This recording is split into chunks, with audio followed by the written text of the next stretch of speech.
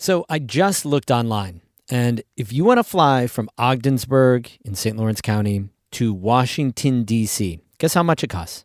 Just guess. $200 sounds good? $100?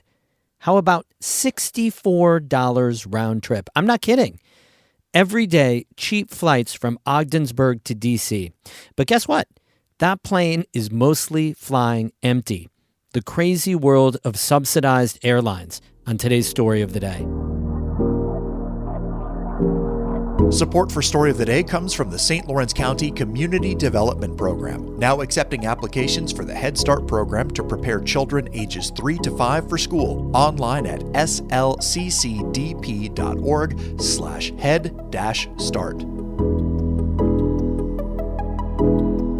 Hey, I'm David Sommerstein. It's Tuesday, October 29th. First up, a record number of New Yorkers voted early over the weekend. Turnout was also high here in the North Country, where more than 14,000 people cast their ballots on the first 2 days of early voting. Emily Russell reports. The highest turnout of early voters in the North Country was in Warren County, where more than 3,000 people cast their ballots. A long line of voters stretched out of the polling place in Lake George on Sunday. There were also reports of long lines at the polling place in Canton. More than 2,000 people cast their ballots early in St. Lawrence County, as well as in Jefferson and Clinton counties. In Franklin County, more than 900 people voted early over the weekend. Tracy Sparks is the county's Republican election commissioner. She says those votes are kept secure and won't be counted until after polls close on Election Day. At the end of each early voting day, the machines are closed down and they are resealed and tagged. The next day when we open, all we do is reopen a poll. So the results stay as is and the machines are secured. Sparks says she feels prepared for next Tuesday. Franklin County will have more election workers on staff to deal with the expected higher turnout.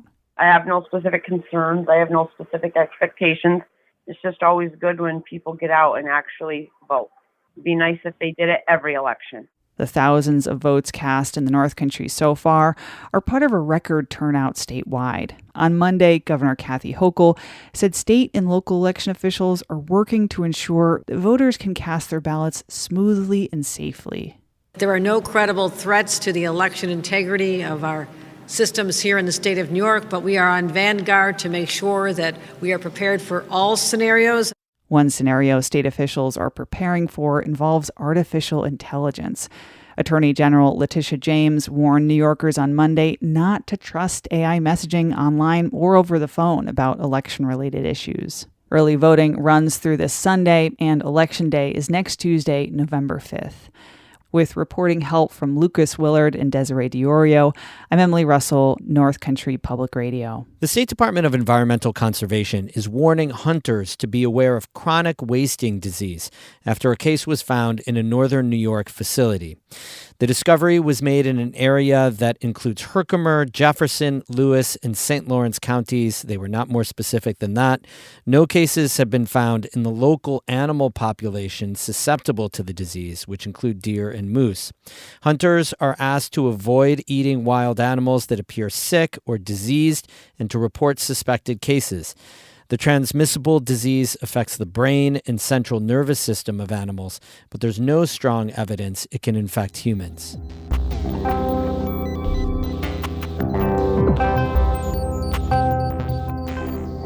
The North Country has 5 mostly small, heavily subsidized airports in Watertown, Ogdensburg, Messina, Saranac Lake, and Plattsburgh. A federal program ensures at least one daily flight at each, even if the planes have few passengers on them. The newest service from Ogdensburg to Washington, D.C.'s Dulles Airport is the most extreme example of that. NCPR intern Zach Jaworski took that flight earlier this month and has his story. Hi there, welcome aboard. As I'm getting on board a plane for my flight to Washington, D.C., I'm noticing that there aren't many other passengers joining me. Just 13 to be exact, on a plane that holds nearly 140. Lee E. Isaacs is one of my flight attendants.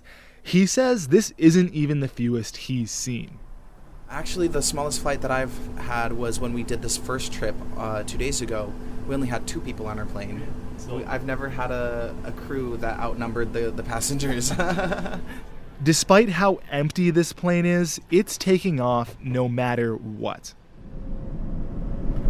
Like 635 serves us back to Washington. No, we're just finishing up the last part of the paperwork up front. The U.S. Department of Transportation subsidizes this daily flight as part of the Essential Air Service.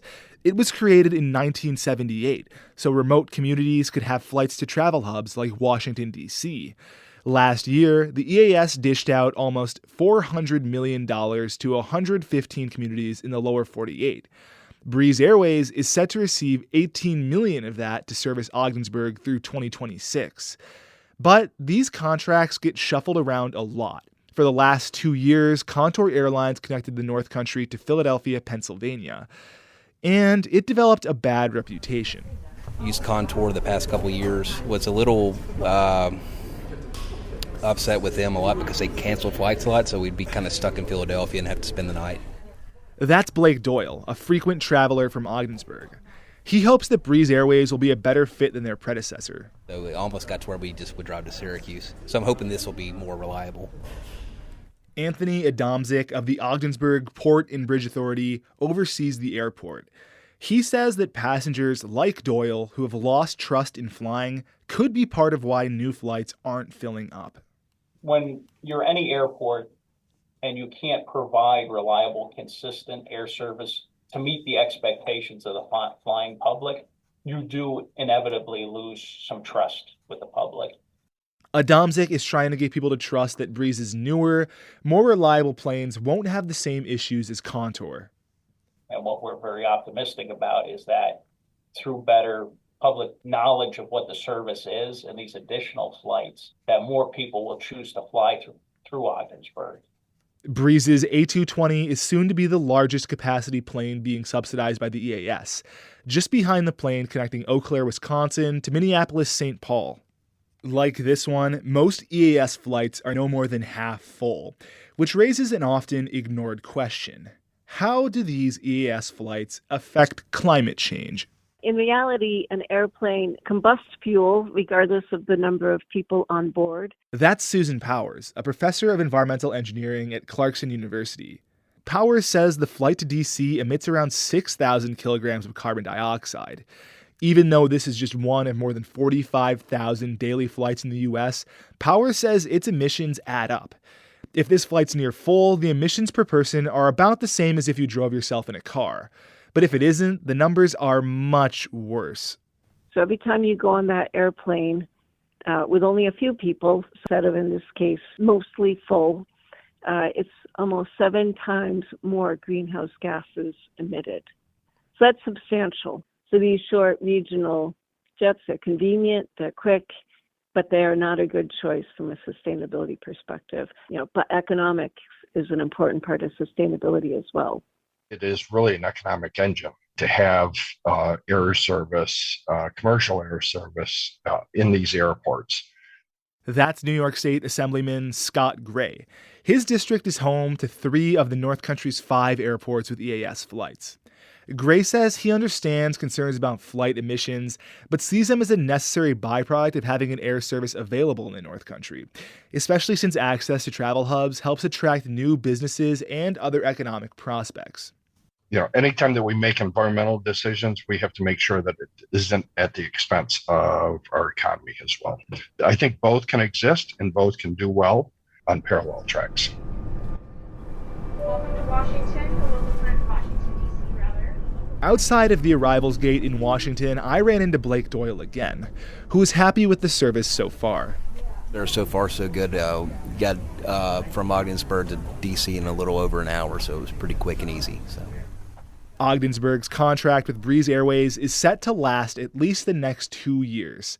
But regardless of which airline is serving the North Country, emissions concerns and low headcounts aren't going to curtail flights as long as the EAS exists. For North Country Public Radio, I'm Zach Jaworski in Washington, D.C. Isn't our intern Zach Jaworski great? He's still a senior in college. Great work, Zach. We have more news all the time on our website, ncpr.org. Music today by Ben Sharon of Watertown and Jared Sommerfelt of Potsdam. I'm David Summerstein, North Country Public Radio.